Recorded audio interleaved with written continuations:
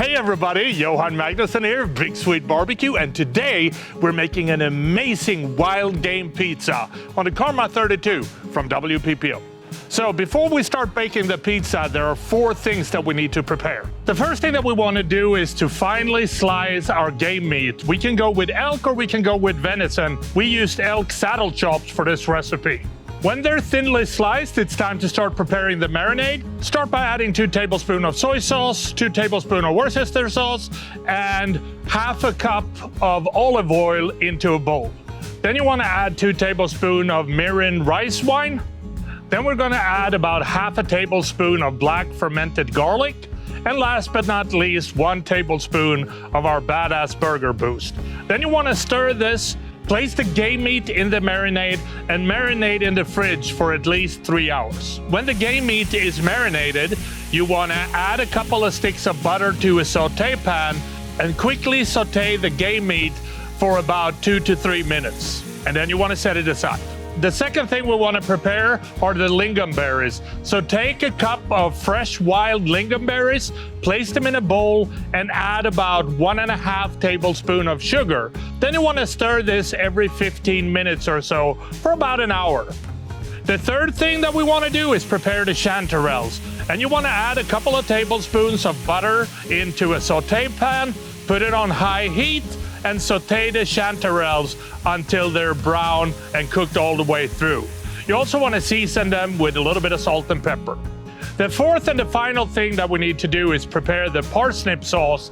Start by adding half a pound of peeled and cubed parsnip into a saute pan. Then you want to cover it with 2/3 of heavy cream and 1/3 of milk. Now you want to bring this up to a boil. And when it's boiling, remove the lid and cook uncovered for about 15 minutes. You also want to season with a little bit of salt and pepper. When the parsnip is soft to the touch, you want to use your immersion blender and blend this until you have a smooth sauce. All the ingredients are now prepared, so it's time to start putting together the pizza. We're using the Urban Slicer Neapolitan-style dough mixture for this recipe. Shape the pizza dough into nice 12-inch round Neapolitan-style pizzas. And then you want to add a thin layer of the parsnip sauce at the bottom of the pizza. Make sure that the pizza is covered by a thin layer, but don't overdo it. Then we're going to add cheese, and we have 2 layers. We're going to use some Gruyere cheese, and then we're going to use some mozzarella cheese, about 50-50. Next, we want to add plenty of the game meat to the pizza. After that, we want to add about the same amount of chanterelles. Then we're going to season the pizza with some fresh thyme and also a little bit of fresh oregano. The last thing that we want to add before we bake it is a handful of dandelion leaves. The pizza is now ready for the oven, so put it in. And now you want to cook this for about 2 minutes. After a minute, you want to rotate it 180 degrees. And then when it's almost done, you want to dome it for 10 seconds and then take it out from the pizza oven. The last thing we need to do is sprinkle the pizza with the beautiful red lingonberries.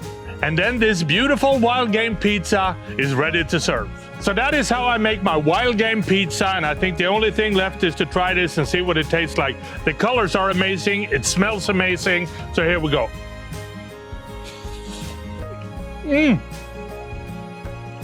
There's so much going on, but it complements each other perfectly. You got the richness of the chanterelles and the elk. You got a lightness from the lingonberries. And then that parsnip puree just brings it all together. I hope you try this at home. It's phenomenally good. Happy grilling.